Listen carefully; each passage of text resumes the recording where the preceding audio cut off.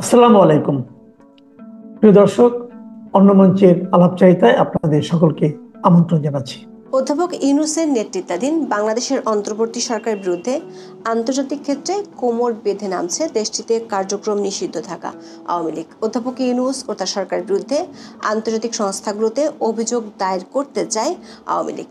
সে লক্ষ্যে এরই মধ্যে সংগঠনটি একাধিক ল ফার্ম বা আইনি সহায়তা প্রতিষ্ঠান এবং লবিস্ট ফার্ম নিয়োগ করেছে। একাধিক সূত্রে জানা গেছে এই ফার্মগুলো আওয়ামী লীগের হয়ে 3টি ধাপে কাজ করবে।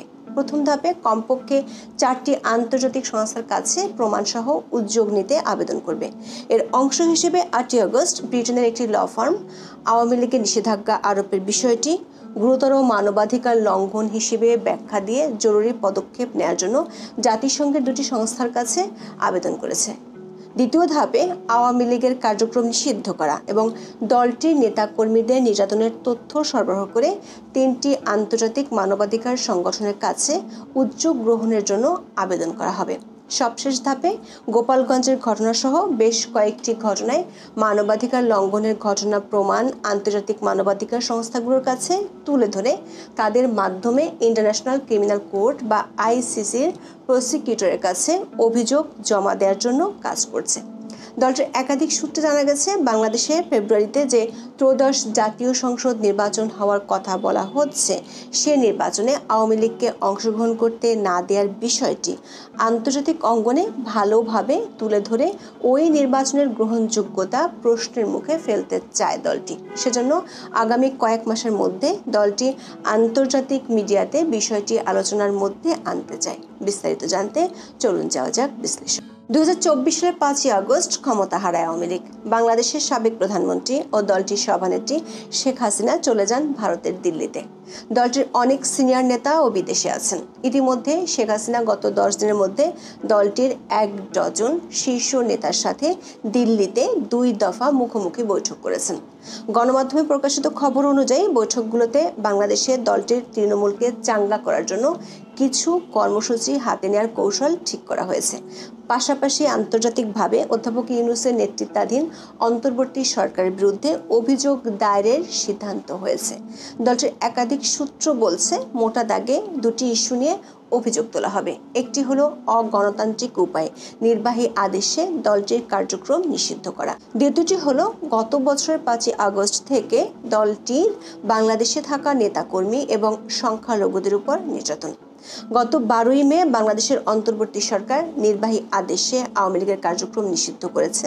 সরকার পক্ষ থেকে বলা হয়েছে, আওয়ামী লীগের নেতাদের বিরুদ্ধে বাংলাদেশের আইসিটি বা আন্তর্জাতিক অপরাধ ট্রাইব্যুনালে যে মানবতা বিরোধী অপরাধের অভিযোগগুলো দায়ের করা হয়েছে, সেগুলোর বিচার শেষ না হওয়া পর্যন্ত দলটির কার্যক্রমের উপর নিষেধাজ্ঞা বহাল থাকবে। এদিকে বাংলাদেশের অন্তর্বর্তী সরকারের প্রধান উপদেষ্টা অধ্যাপক ইউনূস ফেব্রুয়ারিতে নির্বাচন অনুষ্ঠানের ঘোষণা দিয়েছেন।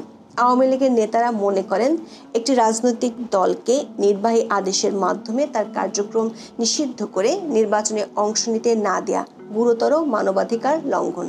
এই বিষয়টি তারা আন্তর্জাতিক সংস্থাগুলোর নজরে এনে এর জন্য ব্যবস্থা নেওয়ার আহ্বান জানাবে। এজন্য দলটির পক্ষ থেকে বেশ কিছু ল ফার্ম বা আইনি সহায়ক সংস্থা এবং আন্তর্জাতিক লবিস্ট ফার্মের সাথে বৈঠক হয়েছে। এসব ফার্মের মাধ্যমে জাতিসংঘ সহ আন্তর্জাতিক বেশ কয়েকটি সংস্থার কাছে দমন পীড়নের চিত্র এবং আওয়ামী লীগকে নিষিদ্ধ করার ইস্যুটি তুলে ধরতে চায়। যেসব আন্তর্জাতিক সংস্থার কাছে অভিযোগ তুলে ধরা হতে পারে সেগুলো হলো জাতিসংঘ মানবাধিকার কমিটি বা সিসিপিআর, জাতিসংঘ মানবাধিকার কাউন্সিল বা এইচআরসি এবং বিশেষ প্রতিবেদক বা স্পেশাল রেপুটিয়ার্স। এছাড়া কমনওয়েলথ এবং কমনওয়েলথ পার্লামেন্ট অ্যাসোসিয়েশন, ইউরোপীয় ইউনিয়ন ও অস্ট্রেলিয়ার কিছু সংগঠন। রাজনৈতিক দমন পীড়ন বা রাজনৈতিক অধিকার লঙ্ঘনের বিষয় হওয়ায় আওয়ামী লীগ প্রথম ধাপে বেছে নিয়েছে জাতিসংঘের স্পেশাল রেপুটিয়ার্সকে।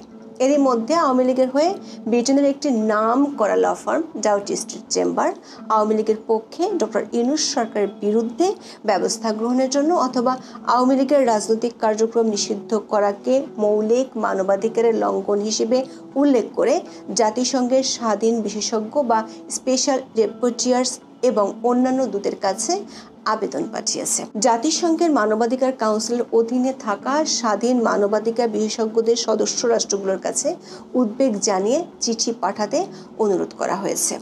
ব্রিটিশের ল ফার্মটির একজন বিশেষজ্ঞ বলছেন, OHCHR এর সাম্প্রতিক প্রতিবেদন, যেখানে আওয়ামী লীগকে নিষিদ্ধ না করার সুপারিশ করা হয়েছে, তা আওয়ামী লীগের জন্য একটি শক্তিশালী আন্তর্জাতিক সমর্থন হিসেবে কাজ করতে পারে। এই প্রতিবেদনটি একটি নজির স্থাপন করেছে যে জাতিসংঘ একটি রাজনৈতিক দলের সম্ভাব্য নিষেধাজ্ঞার বিষয়ে সরাসরি অবস্থান নিয়েছে। আওয়ামী লীগ তাদের অধিকার লঙ্ঘনের বিষয়ে আন্তর্জাতিক জনমত গঠনে এবং কূটনৈতিক চাপ বাড়াতে এই প্রতিবেদনকে ব্যবহার করতে পারে, যা নিষেধাজ্ঞার সিদ্ধান্ত পুনর্বিবেচনায় সহায়ক হতে পারে। ডাউটি স্ট্রিট চেম্বার তাদের ওয়েবসাইটে 8 আগস্ট এমন তথ্য শেয়ার করেছে।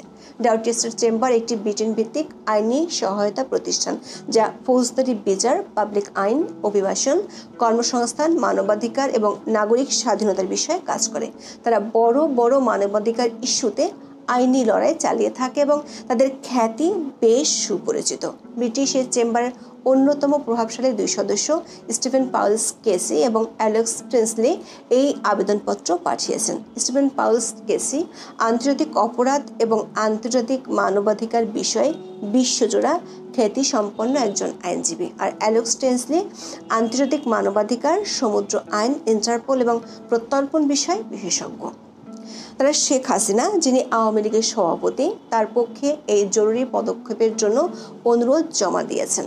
এই আবেদনে বলা হয়েছে যে অন্তর্বর্তীকালীন সরকার গত মে মাসে আওয়ামী লীগকে নির্বাচনে অংশগ্রহণে নিষিদ্ধ করেছে এবং বাংলাদেশ আন্তর্জাতিক অপরাধ ট্রাইব্যুনালে আওয়ামী লীগের নেতাদের বিরুদ্ধে মামলা নিষ্পত্তি না হওয়া পর্যন্ত এর সকল কার্যক্রম নিষিদ্ধ করেছে।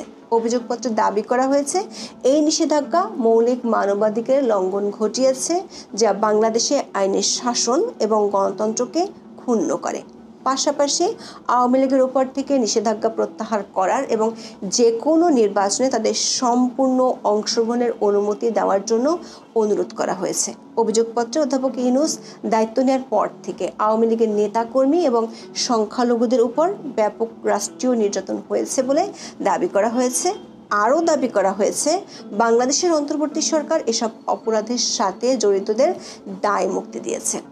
আওয়ামী লীগের নেতারা মনে করেন জাতিসংঘের মানবাধিকার বিষয়ক হাই কমিশন তাদের গত ফেব্রুয়ারি রিপোর্টে কোনো রাজনৈতিক দলকে নিষিদ্ধ না করার বিষয়ে বাংলাদেশ সরকারকে সতর্ক করেছিল। বিষয়টি উল্লেখ করে জাতিসংঘ মানবাধিকার কমিটি বা CCPR, জাতিসংঘ মানবাধিকার কাউন্সিল বা HRC এর কাছে চিঠি পাঠানো হয়েছে। একই ধরনের রিপোর্ট কমনওয়েলথ, ইউরোপীয় ইউনিয়ন এবং অস্ট্রেলিয়ার সংগঠনগুলোর কাছে পাঠাবে। সূত্রগুলো বলছে জাতিসংঘ মানবাধিকার হাই কমিশনার ভলকার তুর্কের বিরুদ্ধেও আওয়ামী লীগ আনুষ্ঠানিক অভিযোগ জমা দিতে পারে। দ্বিতীয় ধাপে 3টি আন্তর্জাতিক মানবাধিকার সংস্থার কাছে রিপোর্ট পাঠিয়ে ব্যবস্থা নেওয়ার জন্য লবিং করছে। এগুলো হলো হিউম্যান রাইটস ওয়াচ বা HRW, অ্যামনেস্টি ইন্টারন্যাশনাল এবং international federation for human rights বা FIDS। FIDS এর মধ্যে জাতিসংঘের কাছে বাংলাদেশের সংখ্যালঘুদের উপর দমন পীড়নের বিষয়ে নালিশ করেছে। আওয়ামী লীগের একটি সূত্র বলছে সবশেষ ধাপে দলটি ইন্টারন্যাশনাল ক্রিমিনাল কোর্ট বা ICC-তে অভিযোগ দায়েরের জন্য আন্তর্জাতিক মানবাধিকার সংস্থাগুলোর সাহায্য চাইবে।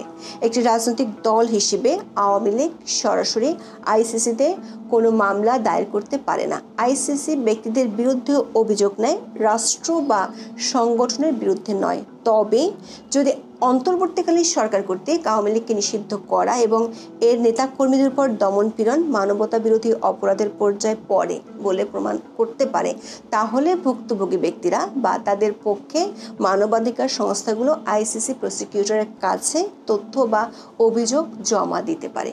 প্রসিকিউটর সেই তথ্যের ভিত্তিতে একটি প্রাথমিক পরীক্ষা বা প্রিলিমিনারি এক্সামিনেশন শুরু করতে পারেন এবং যদি পর্যাপ্ত প্রমাণ পাওয়া যায় তাহলে তদন্ত শুরু করতে পারেন। এক্ষেত্রে আওয়ামী লীগ গত বছরের জুলাই থেকে পুলিশ হত্যা ও সংখ্যালঘুদের উপর নির্যাতনের বিষয়টি তুলে ধরতে চায়।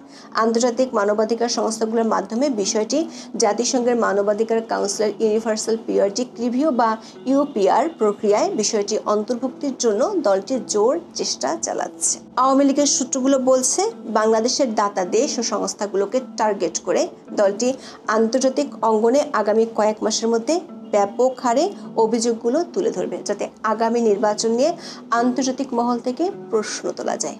এখন এ পর্যন্ত, সবাই ভালো থাকুন, সুস্থ থাকুন, নিরাপদে